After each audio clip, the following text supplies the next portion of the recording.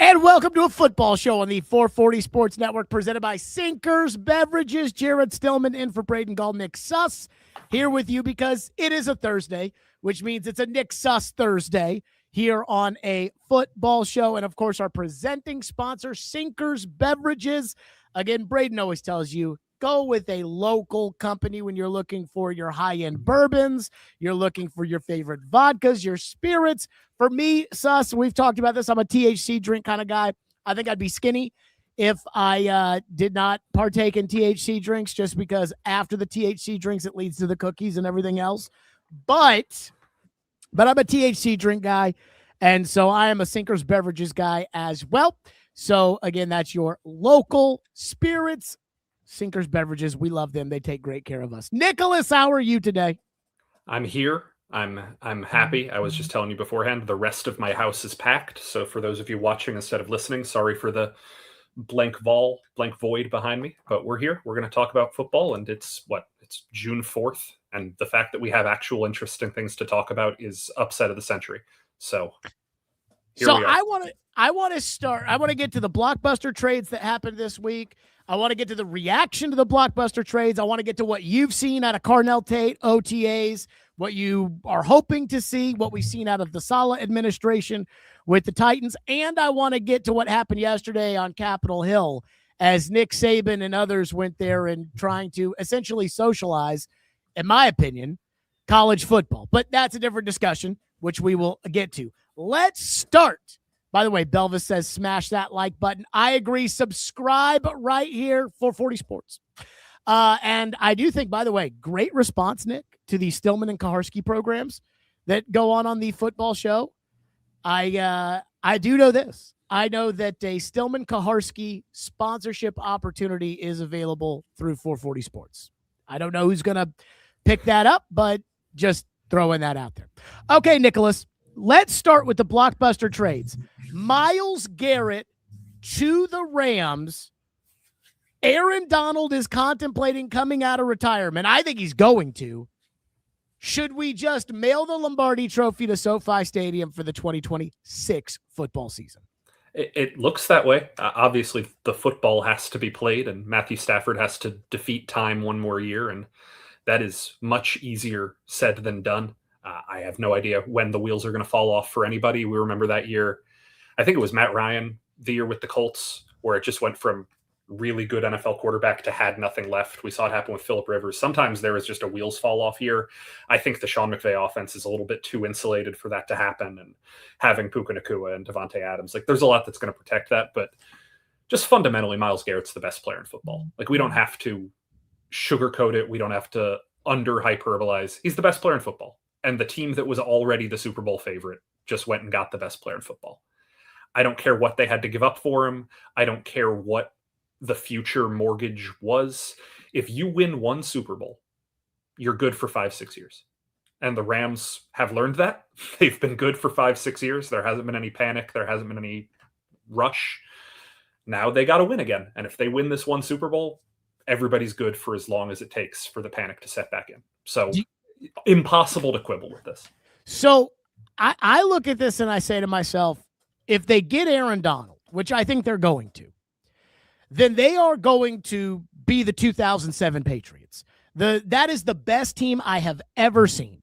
Now, they ended up losing to the Giants in the Super Bowl, but that undefeated New England Patriot team, Tom Brady, Randy Moss, their defense was incredible. I mean, they had guys like Junior Seau that you forget about that were on their team. Yeah. Because it's like, oh, yeah, they had Junior Seau. I mean, they were so stacked on that team. I think this team might end up being similar to that. And I think that's great television because I think if the Rams are almost undefeated or whatever it may be, that makes me want to watch more and root against them and everything else. So I actually think it's good for the NFL. I think it's good to get Myles Garrett out of Cleveland. I think it's good for fans, but I think as far as the competition is concerned, it certainly took the Rams, who were already the favorite, and made them the supercharged favorite. Yeah, I was talking about this with some friends the other day, and maybe it's just me who cares about this sort of thing, but I feel like post-COVID especially, we've been living through an era where there really isn't that much hatred for superstars. the era of sports I grew up in was everybody hated Tom Brady, and there was all this hate for LeBron, and like the biggest stars on earth were just constantly getting dogged for how good they were. Nobody hates Ohtani. He's, even if the Dodgers are an evil empire, everybody loves Ohtani. Or even if he was betting on games and they just kind of were nobody like, cared. Yeah. Wembanyama has gotten this most universal praise response for a new NBA star that I've seen in a very, very long time. I don't think anybody, like, the hatred for the Chiefs always felt half-assed. Like, nobody ever like really they were mad that Taylor Swift was on TV. That's not the same as what the Patriots got. We're lacking like a true, real sports villain. Like, I miss when we had somebody that we all universally agreed, oh, we got to watch so we can see these guys lose. And if the Rams can establish that, if the Rams can become a universal villain, the Darth Vader of sports that everybody wants to watch to see if they'll lose and they still beat you, that's great. That is really great for the sport. I think people loved that the Patriots were so hateable. I think people loved the LeBron years when he was in Miami and everybody could just say, well, screw super teams. I think we can point to all of this stuff. If that makes sports better, having a universal bad guy. The Yankees being the evil empire, I don't want to make this too much about my disdain for the way the Yankees aren't evil anymore. If you're going to call yourself the evil empire, go be evil. Like, do stuff that's actually going to make people angry. And the Rams are doing it. Shouldn't people hate the Dodgers more? You know, They now should. that you bring that up, and I'm like, the Dodgers, LSU, you know, LSU goes out and pays whatever for whatever player. They go get Lane Kiffin and Will Wade, and yet I'm just not sure that there's as much hate. Like, this is going to tell you how much I enjoy hating. I hated the Shaq and Kobe Lakers. Sure. And I loved watching them. Yeah. And I loved watching them and rooting for Portland, who lost in 7 games to Shaq and Kobe's Lakers, rooting for Sacramento, who lost to Shaq and Kobe's Lakers, rooting for the New Jersey Nets, who lost to Shaq and Kobe's Lakers, rooting for Allen Iverson, who lost to Shaq and Kobe's Lakers, because I was a Jordan fan. And everybody was like, well, Kobe is the next Jordan. And I was like, fuck that. I was like, Michael Jordan, no. So I was rooting against him.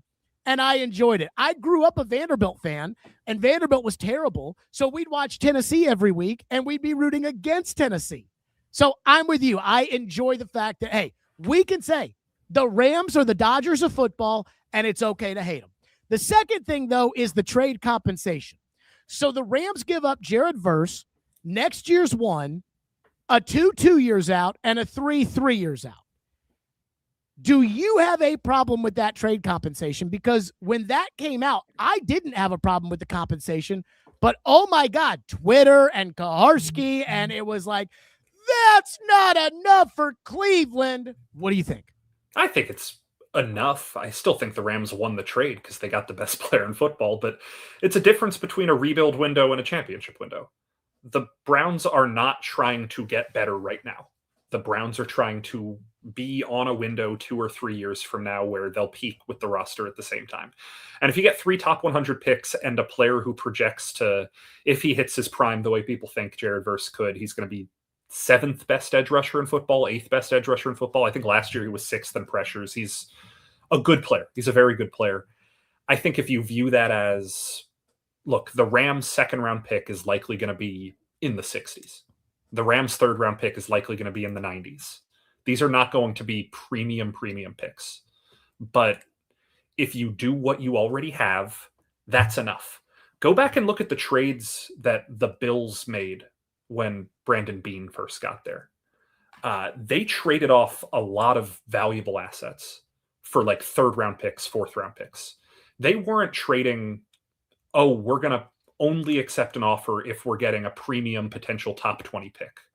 They just accumulated. They went out and got as much as possible by moving off of players who were pretty good. Nobody who was Myles Garrett, obviously, but moving off of guys who were pretty good in order to just fortify the roster.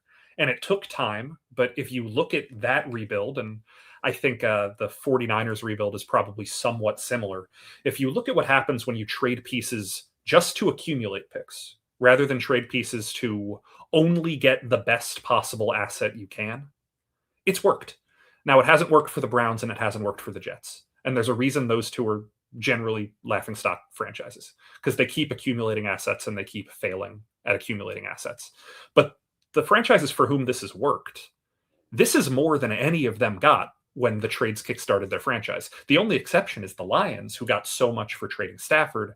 But obviously you're trading a championship caliber quarterback, you're going to get a ton versus a edge defender. Even if he's the best player in football, you don't get the same for a non-championship caliber non-quarterback. I have no problem with this compensation. I think this is a good way to start a rebuild.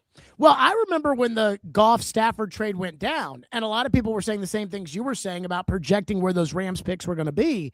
And the second Rams pick ended up being 6 overall. Yeah. Which they ended up trading back and then drafting Jahmyr Gibbs. But they had the 6th overall pick in 2023 because of that trade. There's no telling where that Rams pick in 2 years, 3 years is going to be. Here's the way I look at it. What if you were the Titans? What would you trade for Jared Verse? I love Jared Verse. Like, I think Jared Verse is a really, really good player, a really, really good young edge rusher. Like, I hope Keldrick Falk becomes Jared Verse. But at the same time, you're never going to win the compensation on a Myles Garrett trade because it's Myles Garrett. Yeah. So put that to the side, that it's Myles Garrett. Jared Verse is pretty good. When people are like, well, they only got 1 first-round pick for Myles Garrett, I'm like, if the Rams were to, let's say, Jared Verse and then Matthew Stafford got into it, and the Rams had to pick one or the other, like Shaq and Kobe, and the Rams were to go trade Jared Verse just on the open market, what's he worth? 2 first-rounders? I think at the very least the Quinnen Williams trade, a first, a second, and a player. Like that's probably the worst. And I still think he had, for being a younger player who hasn't hit that second contract yet, probably a little bit more than that. So either a first, a second, and a starter, or 2 firsts and a backup. Okay. So if that's the case, if he's worth, again, 2 firsts and a backup. So if he's worth 2 firsts and a 4th, then they got 3 first-rounders, a second-rounder, a third-rounder, and a 4th-rounder in exchange for Myles Garrett. I mean, I think that's kind of similar, or like a fair package. And the one thing that you know about Jared Verse that you don't know about the future first-round picks that you're going to get is Jared Verse is not a bust. Yeah. I think for some reason people do not understand how good Jared Verse is. He's really, really good. Like, somebody asked me if Jared Verse were to say, I'm not going to play for the Browns, so I'm not going to sign an extension, I'm going to play, I'll play on the 5th-year option, then I'll play on 2 tags, and then I'll go into free agency, which he's not going to do. He's going to sign an extension this offseason, I bet. But if the Browns were to make Jared Verse available and I were the Titans, I would offer, and I don't think you can trade Keldrick Falk right now, but I would trade Keldrick. I would want to be willing to give up Keldrick Falk and a 28 first in order to get Jared Verse. Because I think Jared Verse is exactly what they need. That's how much I like Jared Verse.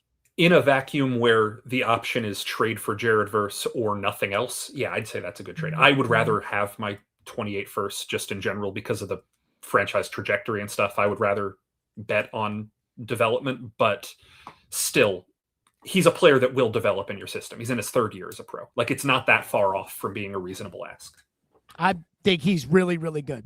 The second blockbuster trade. So I don't have a problem, by the way, with what Cleveland got in return.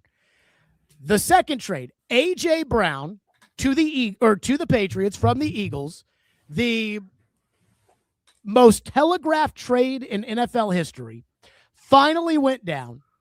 And yet there was some sentiment that thought that New England overpaid by paying a 28 first and then a sweetener, a 27 fifth, in order to get the deal done. I think I heard Greg Bedard of the Boston Sports Journal say that Howie Roseman was basically threatening to let this go on until the start of camp.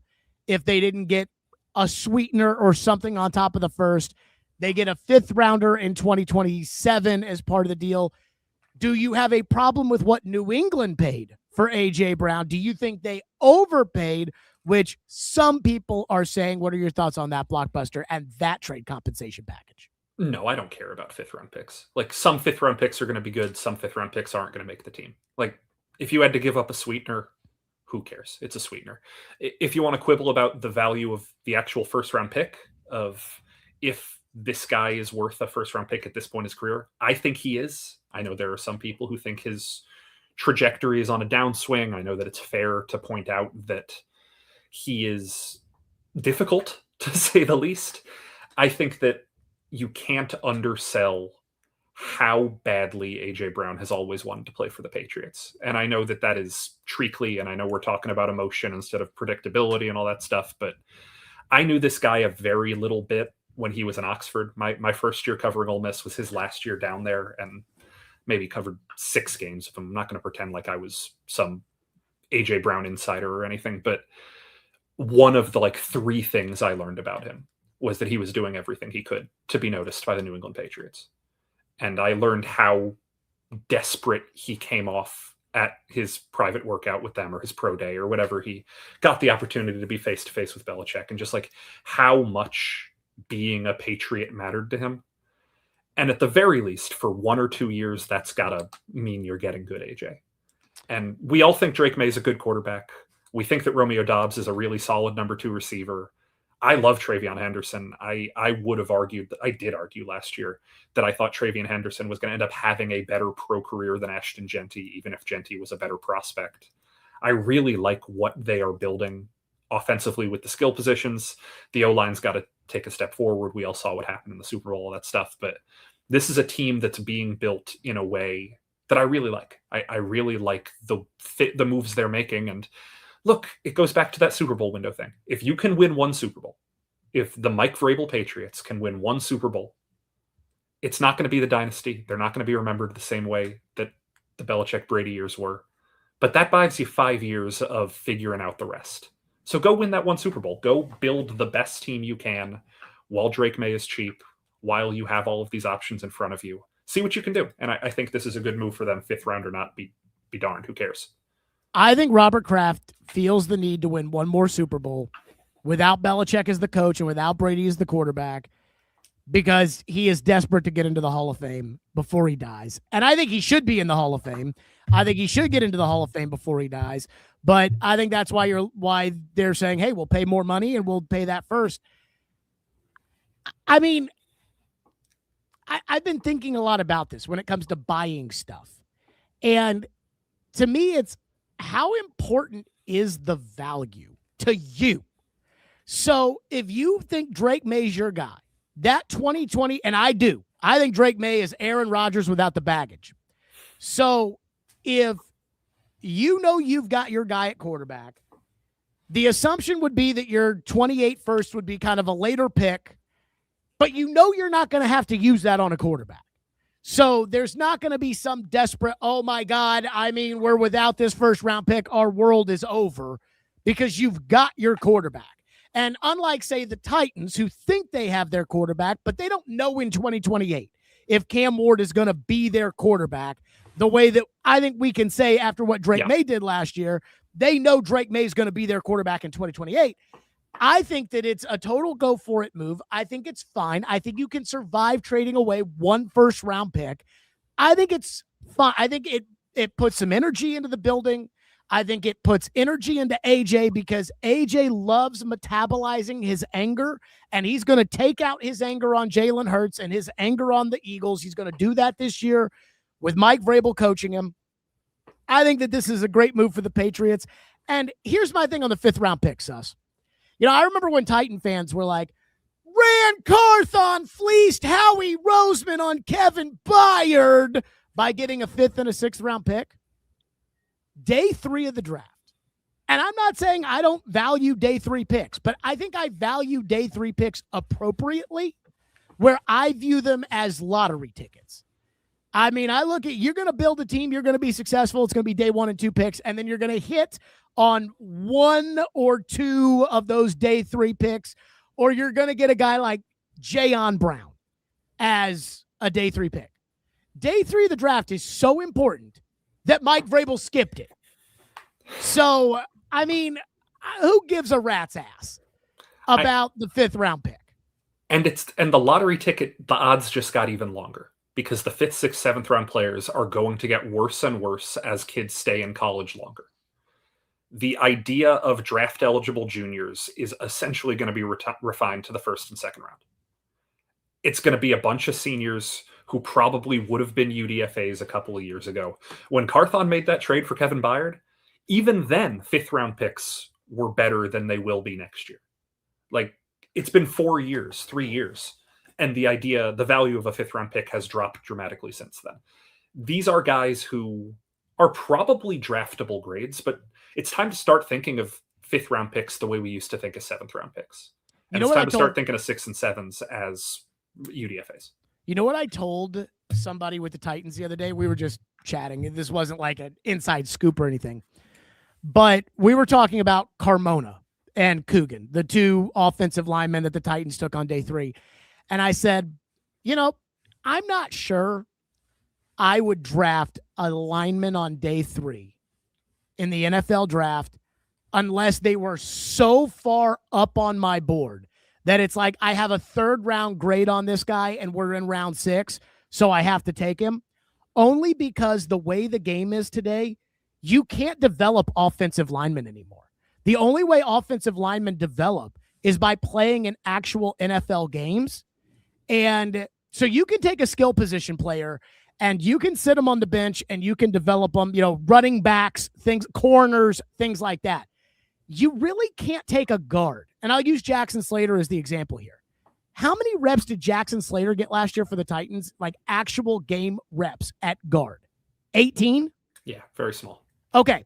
So he got 18 game reps, plus he probably got 100 preseason reps. That's not enough. And if you can play on the offensive line and you can start an NFL game right away, you're gone by the 24th pick in the draft. I mean, I want to say Gray Zabel went to Seattle at like 19 in 2025. That's kind of like the last, hey, this guy right now, pick him and put him in there and he can play. So if you're taking a 3rd round tackle, that guy's not good enough to start in the NFL right away, or else he would have gone 13 to a team that needed a tackle. So you can't develop these guys anymore. You can't. So the day 3 picks to me, again, they're scratch offs. You might get Tom Brady if you get lucky with a day 3 pick, or you might get Brock Purdy. Or the way I look at it is your scouts, your coaches, there's somebody that they love, and you're going to take a flyer on a guy, but you are not going to build your team on day 3 picks. I have no problem getting rid of a day 3 pick in that regard. The one thing I'll push back on a little bit is we do know from the last 15 or 20 years of the NFL, and then the NFL's changed. I'm not going to say 20 years ago is the same, 10 years ago is the same. We do know if you look at the top end of players, your first team All-Pros, that the position group that is the least correlated with 1st round talent to first team All-Pro is the offensive line. Offensive linemen are harder to evaluate. That does not mean you're going to find better offensive linemen in the 6th round than you will in the 1st round. But if you look at the percentage of guys who are day 3 picks who end up being first team All-Pros, I think I looked this up. In the last 10 years, 12 years, there's only been one edge rusher who was not picked in the top 50 who has been a first team All-Pro, and that was Trey Hendrickson. Like, that doesn't happen. Max Crosby, I believe, has been a 2nd team All-Pro a couple of times, but that top doesn't really happen. You look at the offensive line, Jason Kelsey was a 6th round pick, and Jordan Mailata was a developmental player that the Eagles figured out. And Creed Humphrey, I think, was a 3rd round pick, and Quinn Miners, I think, was a 3rd round pick. And you're going to have some of these first team All-Pros that aren't Penei Sewell, who went in the top 10, that aren't Lane Johnson. Like, it's more of a mix than other spots, whereas like quarterbacks, you got to pick your guy in the 1st round. Edge rushers, you got to pick your guy in the 1st round. Well, can I push back on that, though? There are 5 offensive linemen, so it's easier for there to be a first-team All-Pro offensive lineman. Sure, but there are 5 defensive and 32 quarterbacks. No, but let's use edge rusher as the example then, because they pick 4 or 5 first-team edge guys between defensive end and linebacker, and you can look at the guys who tend to be the top of the class. Sure. And it's Myles Garrett and Aiden Hutchinson and Will Henderson and Micah Parsons and TJ Watt. And it's absolutely loaded with 1st round picks. Offensive line, Yeah, there are guys like Penei Sewell. There are guys who are first-round picks who live up to the hype. But more than other positions, and this isn't just me making something up, this is Sure. statistic. You can go look at this. More than other positions, it's the lowest rate of five-star high school talent that turns into all pros. And it's the lowest rate of top tier first round picks who turn into all pros. It is the position where we are the worst at scouting it. That doesn't mean we're great at developing it, but it means the possibility of hitting a absolute grand slam with a late round offensive lineman, to me, is a little bit higher, not because we're good at developing them, but because we're so bad at predicting who the actual first round guys are. Yeah. So what you're saying is that instead of going into the draft saying, we're going to take a tackle, thinking we're going to take Joe Alt and then he's off the board, so we're going to take J.C. Latham because we said we're going to take a tackle in the first round, you would say, hey, let's throw darts on day 3 at offensive linemen, and then let's stick them out there and see if they can play.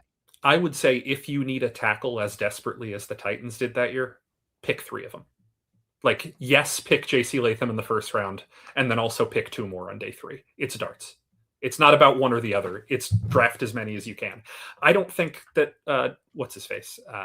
The kid from Florida that they kept on the roster last year, Crenshaw Dixon. I don't think Crenshaw Dixon's going to be a starter in the NFL.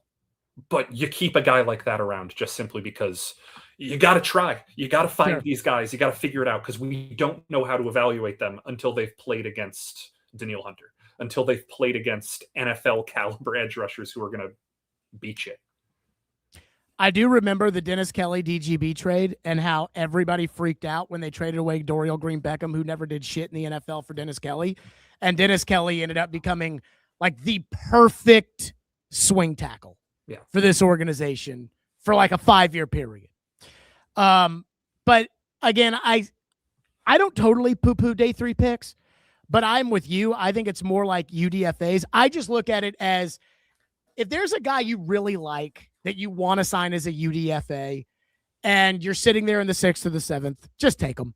Just take that guy so that nobody else can sign him or give him a bigger bonus or whatever. But to me, it's all lottery tickets. You know, Titan fans are like, Marcus Harris is going to be, and I'm like, okay, I don't know if Marcus Harris is any good or not. I don't know if he's a practice squad player. I don't know. But he might be. But let's not get, Jackson Slater, Marcus Harris, Pat Coogan, Carmona, all these day 3 picks. I mean, then again, Chim DK is an all-pro, so that is what it is, at least as a punt returner. So that's good value in the 4th round. Suss, speaking of the Titans. Yeah. What have been your biggest takeaways from OTAs? And of course, we're going to start with Carnell Tate. I'm going to couch what I say immediately by saying OTAs should be tilted in favor of skill players on offense. You don't have pads on. It's much easier to learn what route you're running on one play than it is a full defensive scheme. And also, most of the starting defense isn't there. So if he was not looking good, there would be reason for concern. That said, he looks really good, guys. Like, he does look like a player who runs really smoothly, who has the confidence to go make a play, who the offensive coaches are trying to force into situations where he shows why the confidence is justified, and who Cam Ward trusts pretty early on, or at the very least is intent on building trust. I'm not going to sit here and talk about one-handed catches. I'm not going to talk about highlight plays. I'm going to talk about the idea of what should a top 10 wide receiver look like in his first couple of practices. And I spent the last couple of days diving through the impossible Google algorithms to try and find old clips, which is, guys, the internet's a mess. The internet has become a mess. But I found pretty much headlines about the last 10 top 10 wide receivers. And I was like, okay, how were people talking about Jamar Chase in his first OTAs? How were people talking about Ted McMillan last year? Going down through the line, there's only one player who has gotten the kind of effusive, overwhelming, this guy is going to feed families, which I think was Kurt Benkert, just people who are randomly seeing clips of Carnell Tate and going over the top about him. The only player who got this kind of praise was Malik Neighbors. And that's New York media. And that's like, he was an awesome rookie. He was probably a top 10 receiver in football as a rookie when healthy. But you look at the rest of the list: Jamar Chase, Garrett Wilson, Jalen Waddle, Ted McMillan, Devontae Smith, Marvin Harrison Jr., Drake London, Roma Dunze. A lot of it was, this guy's as advertised. Mm-hmm. This guy looks good. This guy's finding a rhythm. I feel confident that he's going to be a contributor in year one. This over the top, oh, this guy is a star. We didn't expect this. This is next level. He's going to be a problem for the NFL. This isn't normal for how people talk about top 10 receivers. And I was surprised by that, because I just kind of thought everybody would be super excited that there's this top 10 receiver making plays in OTAs and minicamp. It's over the top. It is very over the top. And if he lives up to it and he has a Malik Neighbors-esque rookie season, fantastic. That's a 1,500-yard receiver. That's game-changing. That's the best receiver the Titans have ever had. But I do want to pump the brakes a little bit of just like, these drills are stacked in his favor. He's going against Micah Robinson. He's not going against the number one of number ones.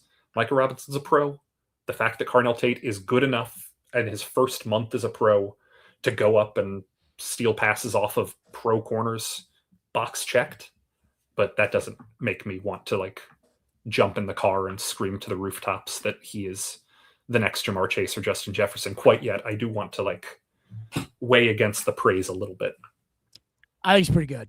I do. I didn't want them to pick him, and Suss, I try to say this because I don't want to come off as like snobbish because we've seen him in person and everybody else hasn't. But there's just something about the way he catches the ball in person. I compare it to, it's like he's got magnets on his hand catching the ball. It's like he's got two catcher's mitts. You know, like if you sit close at a baseball game and you watch the catcher, you see how the catcher just kind of, pops the ball back in his hand. That's how he catches the ball. And I thought the contested catch that he made was better than the one-handed catch that he made, from the standpoint that contested catch, like I was following the ball because it was right in front of us. I was following the ball. He was following the ball. I could see his concentration. I could see his hands, and he's got such strong hands when he comes down with the ball that I'm like, this guy, he is like a magnet to the ball. And I absolutely think that is going to translate into NFL games against real corners. I think he's going to draw a lot of penalties. I think he reminds me, just watching him, of George Pickens without having to do the George Pickens, but George Pickens is crazy, without the George Pickens is crazy. And that, to me, if you had a normal George Pickens, that's worth the 4th overall pick in the draft. George Pickens is that good. And that's what I kind of see a little bit with Tate. And I understand it's OTAs and they're not wearing pads and that. I got it. Yeah. But Treylon Burks couldn't even get on the field for OTAs because he was too fat and had asthma. And so that was a sign. As much as you people, Suss, you scribes, tried to say it's OTAs, it doesn't matter, he's got asthma, he's just running on a treadmill, he'll be fine. The story of Treylon Burks' career is that Treylon Burks can't get on the field. And that was a highlight right away from his first day at minicamp. I believe with Carnell Tate, so far, so good. Yeah, that's like anything I'm underselling, it's more blowback to media coverage than it is blowback to how good the player looks. Because the player looks good. You bring up Pickens, it's hard for me to watch and not recognize just how much this guy admires Devontae Adams. I don't think he's Devontae Adams. I'm not saying he's Devontae Adams, but you know how much he admires that style of playing wide receiver. You can tell he's watched a lot of Stephon Diggs, who I think is another person who he's drawn some comparison to. Did you see the video the NFL put out yesterday or 2 days ago of like trying to recognize wide receivers by their silhouette? And it was Carnell Tate watching them. And Carnell Tate recognized every receiver except himself. And he thought he was Justin Jefferson. Like that's kind of telling to me of this guy has studied the craft. This guy knows what makes CeeDee Lamb work. This guy knows what makes Stephon Diggs work. He knows he's not Calvin Johnson. He knows he's not Randy Moss. He's not setting out to be the guy who wins because he's 6'5" and runs a 4.3 and goes out and beats everybody on pure physicality. But the best wide receiver of the last 15 years is still probably Antonio Brown, who didn't have any of those advantages. The best wide receivers in recent memory are Jamar Chase and Justin Jefferson and Amon-Ra St. Brown and some of these guys who don't have those Julio Jones types advantages. We can talk about a guy like Stephon Diggs who's shaped very similarly to Carnell Tate. And if Tate has studied that type of route craft and studied that type of play design and knows how to do those things and can replicate it, and the one physical advantage he has that none of these guys have is that 10.25-inch hand. He's got hands bigger than DeAndre Hopkins. His hands are only a half inch smaller than Larry Fitzgerald's were. You're talking about those catcher's mitts. They're massive. So if he knows all of these other things about route craft, and then when the ball comes his way, he does have the one superpower, there's no reason he can't be a great NFL receiver. He's just got to live up to it. Now, the second part of this, and I know I'm in the minority when it comes to Titan fans, and I'd say Titan media when it comes to Cam. If Ryan Tannehill was the quarterback of the Titans with what I expect, I didn't think this offensive line was as bad as some people made it out to be at the end of last year. I do worry about the center and right guard, but I think Tannehill could manage that. He's got 2 starting NFL tackles. If Tannehill was the quarterback of this team, I would be telling people Carnell Tate, offensive rookie of the year. The problem is when it comes to Cam, I just don't think he's accurate enough. And I've been watching that in the OTAs, and I notice a difference between 7-on-7 where there's not a pass rush and team period. Every now and then he throws a strike right where it needs to be. But I even thought that one-handed catch for Tate was a poorly thrown ball. There were a couple where he had one behind Tate, one behind Robinson in the first OTA. I am worried about Cam Ward's ability to accurately get Carnell Tate to football. Are you worried at all about that with Cam, or are you like the rest of the media and just say, open your eyes and watch the tape, Jared? When, again, every metric says Cam was absolute dog shit last year. Secret third option. I'm worried, but that's not the thing I'm worried about. Like, accuracy matters. And if you look at, there was a study I read 10 years ago, and it might not be up to date anymore, but this idea, if you look at scouting reports coming out of college and what positives you have, what negatives you have, and what correlates to future success as a quarterback, I think accuracy was like the third most important thing. I think processing was number 1, field awareness was number 2, and accuracy was number 3. I don't really have much of a problem with Cam's processing right now, and I don't have too much of a problem with his field awareness. I think he's actually very field aware based off of the way we've seen him scramble and create plays and all that stuff. So I'm not super concerned about the accuracy, even though I will acknowledge it's inconsistent. The thing that I'm going to always be concerned about with Cam is that his confidence is so different than the level of confidence we've seen from great confident quarterbacks in the past. I've pointed this out on a football show before. I'll say it again. There is a type of confidence which is, I think I'm great because I know how much better I am than I used to be, where I'm judging myself against myself. Mm-hmm. And there is the kind of confidence that comes from, I think I'm great because I know I'm better than the guy across from me. I can go beat that guy. And Cam's confidence to me has always read more like the latter than the former. And that's a great way to be confident if you're a wide receiver. That's a great way to be confident if you're a defensive back, even a pass rusher or an offensive tackle. Knowing you're better than the guy across from you is a great trait to have if you're playing a one-on-one game. But as the quarterback, Cam is almost never playing a one-on-one game. And I think he has intrinsic motivation. I think he has intrinsic confidence, but the way he expresses himself is with the extrinsic confidence.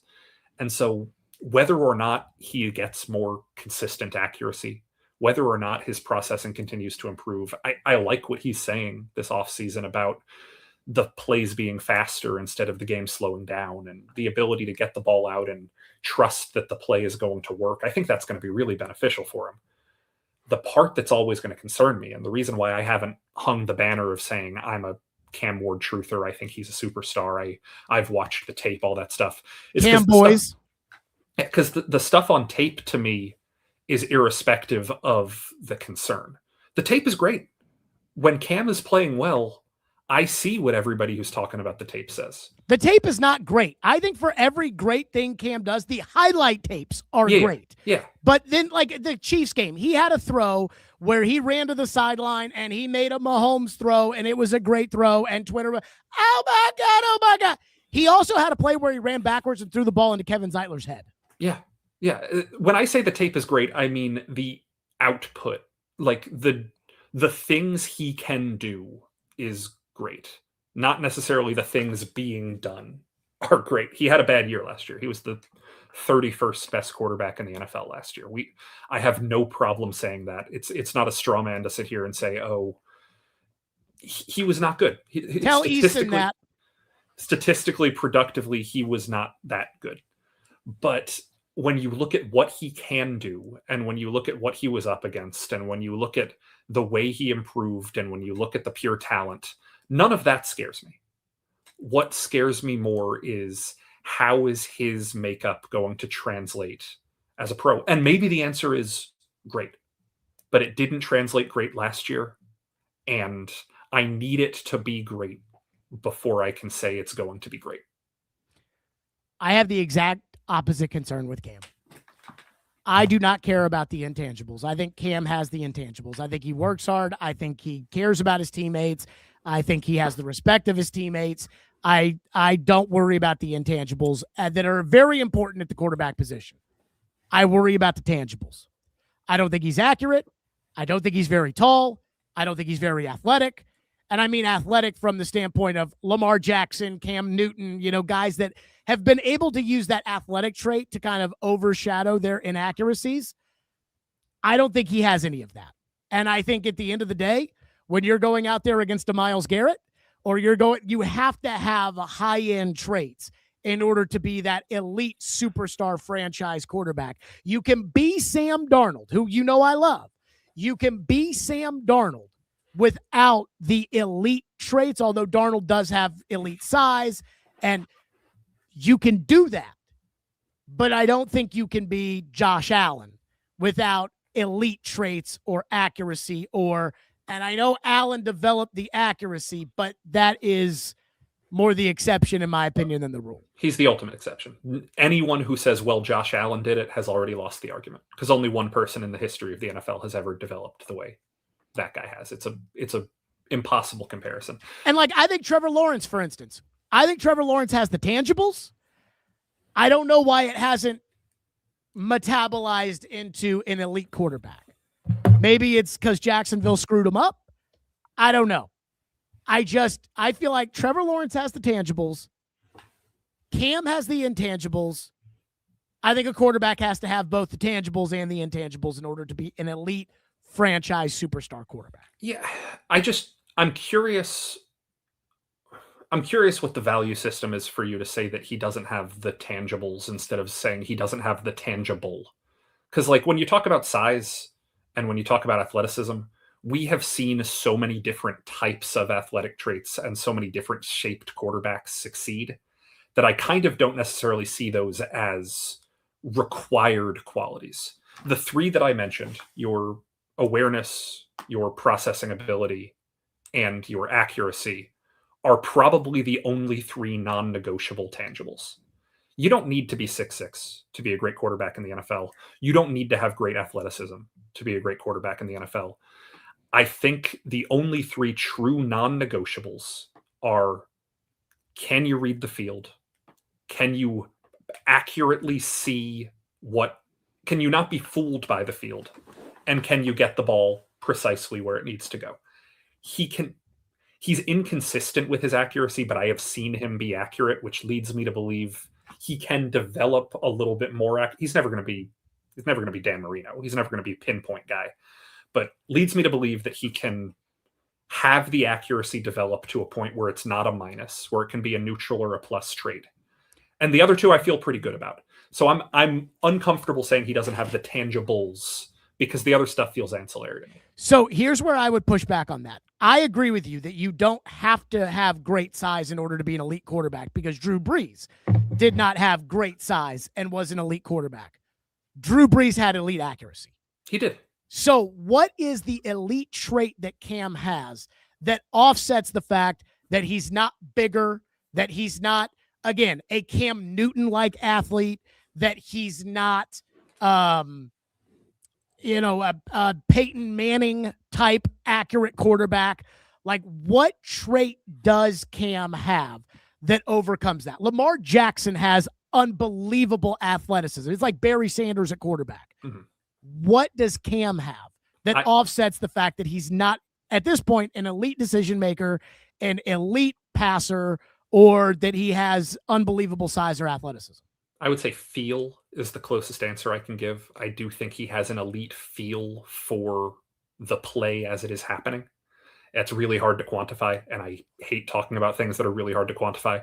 But when I watched him in college and when I watch him as a pro, he does have, whether you want to call it an internal clock or whether you want to call it the proprioception to have the field awareness to know how he'll be able to avoid and what angles he'll have to take to escape and how we'll be able to see people, throw people open, guide the field. That field general quality, he's not Aaron Rodgers. I'm not going to say he's Aaron Rodgers. Aaron Rodgers, at worst, is the third worst quarterback who's ever lived.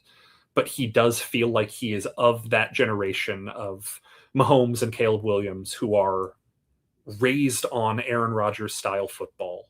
And he sees the field and feels the field in that way. If he ends up having an elite trait, that's going to be the one that I think it'll be. He has the stuff you can't coach. That I'll agree. That you can't coach that into somebody. Either you can do it or you can't. Jason says Cam can read the field, make the right decisions, and hit tight window throws on an elite level. You ready to go that far, Suss? 2 out of 3. I think he can read the field at an elite level. I think he can make the right decisions. I don't know if I'd say at an elite level, but I think he can make the right decisions. Hit the tight window throws, we will see. It's probably at a league average to slightly league below average level right now. But I think this offense is going to be better suited to letting him do that than the previous offense, which asked him to play within a system rather than asking him to play his mark of football. Jordan says, Suss, you've got me on a wild cherry zero sugar Pepsi kick, and I'm not mad about it.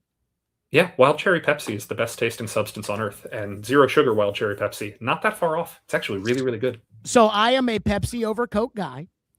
I am, if you were to say, and I don't drink a ton of diet soda, although I drink more than I probably should, I would say my favorite is Pepsi Zero Sugar. Now, I'll drink Diet Dew more than, because I'm like, that's kind of where I get a lot of caffeine. But I would say I'm a Pepsi Zero Sugar guy. I am absolutely a wild cherry Pepsi guy. So you just can't find a lot of wild cherry, zero sugar, zero caffeine Pepsi, which is kind of the route that that's a very specific option. But yeah, I will. Not a sponsor. Maybe you can get it at Sinkers Beverages. I don't know. But if you can find wild cherry Pepsi Zero, great product. Derek says Big Jeff means a lot to the Titans, but the organization also needs to be realistic about where they are in the rebuilding process. Trading Jeff could bring back valuable assets that help set the team up. So here's what I'll say about anything. I mean, I love my house, but if you were to make me an offer if you were to offer me $3 million for my house, you can have it. So if you were to just knock my socks off, fine. Which takes me the same to Simmons, which is if you made me an offer that I couldn't refuse on Simmons, I'd have no problem trading him. And I feel like the Titans should be in the same mindset. Now that we've seen the package for Garrett, what would you, Nick Suss, have to give up in order to trade Jeffrey Simmons? I think that if you are trading Jeffrey Simmons to a contender, you are doing it with the understanding that you're not going to be able to replace Jeffrey Simmons. And that is what makes it very difficult, because you're going to be able to get value equal to or greater than Jeffrey Simmons, but you're not going to be able to find somebody who does what he does. So you're going to create a hole in the way of getting better. So I would probably need to find a way to make the deal either with a team that's not a contender a team that has a non-contenders early draft pick that I could nab off of them, or a team that is willing to pay above sticker price. Because I don't want to create a hole in a team that has a really consequential 2 years ahead of them. If I'm trying to save my job, if I'm trying to not incur the wrath of this organization, I don't create holes right now. That said, if somebody came to me, I referenced the Quinn and Williams deal earlier. If somebody came to me with something a little bit stronger than the Quinn and Williams deal, which was mid first round pick, future second round pick, and a rotational depth piece. If I got something that was early first round pick, early second round pick, rotational depth piece, if I got something that was 2 firsts, if I got something that was first, second, and a starting caliber player, I would personally probably pull the trigger.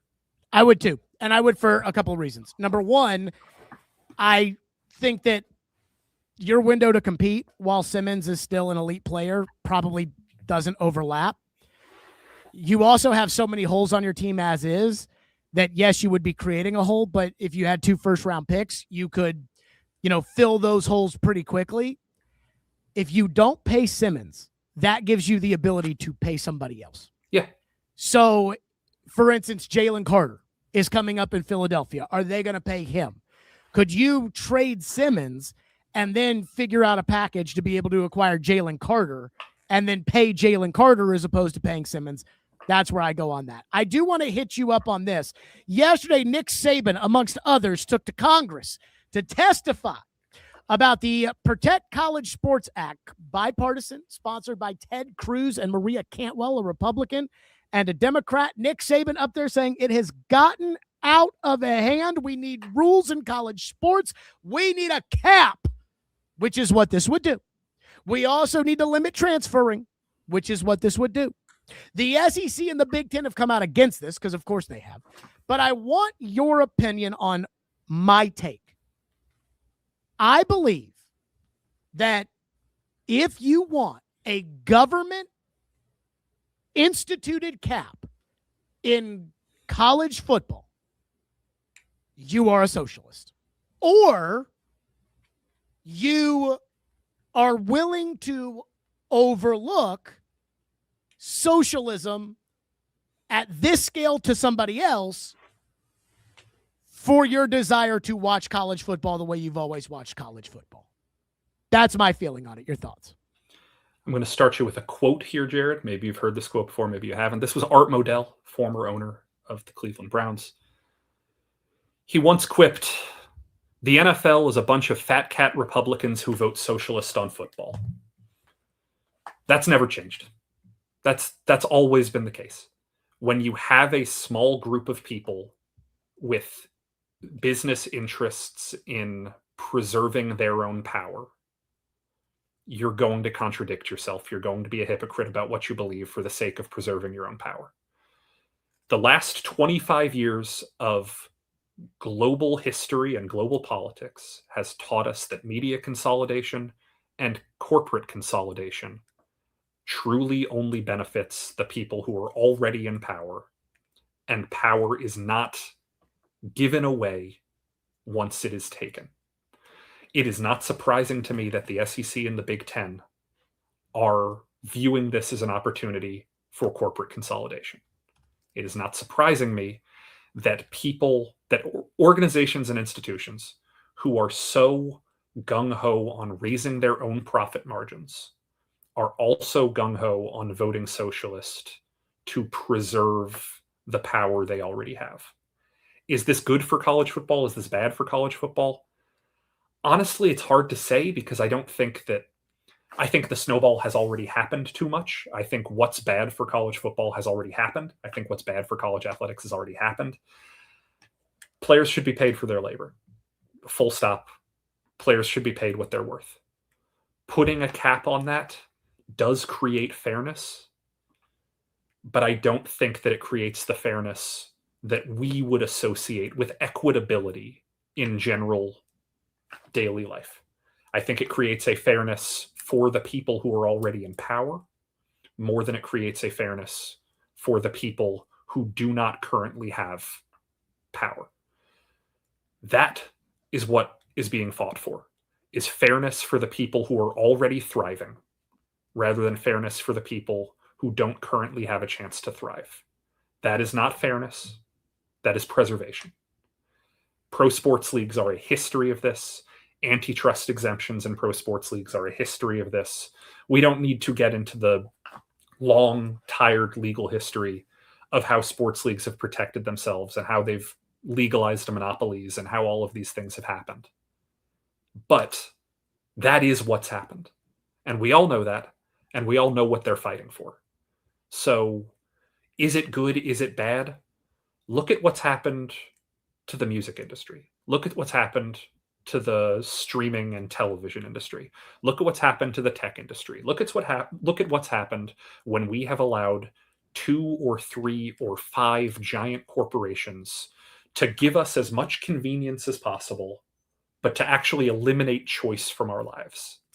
Look at all of this and ask yourself if it's made your life better or if it's made your life easier. What's happening in college football is a fight for ease. It is not a fight for better. If you are somebody who wants upsets, if you're somebody who wants a great regular season, if you're somebody who wants the joy of college football being the randomness and the pageantry and the silliness, if that's what you support, then the things that are being fought for probably aren't going to bring that back. What they are going to do is further entrench the power structures that have allowed 10 or 20 teams to rule the roost. I just look at it like this. Nick Saban's up there talking about how there's going to be no competition. There was no competition when Nick Saban was the coach, and it was him, Clemson, and Ohio State every year competing for the title. And every now and then LSU would be in there with Joe Burrow, or Georgia would have a team. But now there's Indiana, who's winning a national title. And there's Miami from the poor man's ACC playing for the national title. And I like college football. I like Saturdays. I like the basketball tournament. I understand that. I just think that what Nick Saban is trying to push is socialism. And if we say, well, I'm not okay with socialism, but I'm okay with socialism where I want it, well, that's intellectually dishonest. And that's where I struggle. I like college football. I like the way it's been, even though I do think the players should be paid. But at the same time, I think the government limiting the market goes against what I believe in. And if they can do it to college football, they can do it to anything. And I don't like that. And if this was an economic theories show, I would talk about my opinions on socialism and communism and capitalism and all that stuff. I'm going to keep that to myself for self-preservation reasons. But look, we know what college football wants. We know what the college football establishment wants. And that is motivated by greed. To me, that is crying socialism for the sake of really closing the door behind you. It is not actually going to, it's not going to socialize so much as it's going to entrench the advantageous to be more advantageous than they already were. And I have a problem. I have a problem with these rich guys like Nick Saban that own car dealerships, that own hockey teams, that go on these luxury vacations and have made millions and millions and millions and millions of dollars. I have a problem with them being like, oh, save us, government. Whereas, there are people that actually do need government assistance, and nobody seems to want to get on board with them when it's save us, government. But now Nick Saban and all these college athletic directors and these commissioners and the save us, government. And again, the hypocrisy of it just sets me over the top. It's hard. It's very hard. Suss, great show today. Again, subscribe to the Tennessee and Nick Suss. And Braden will be back here next week for a football show. Jared Stillman. More Titans OTAs. We get some bonus OTAs. Were you surprised by that? Do you know if there's like a reason for that? Are they going to put Mike Vrabel on for a press conference like the way the Patriots did? I was surprised to get people not to. I don't get it. But more Titans football to react to next week. Suss, thank you, and we will talk soon. Yep. Happy to do it.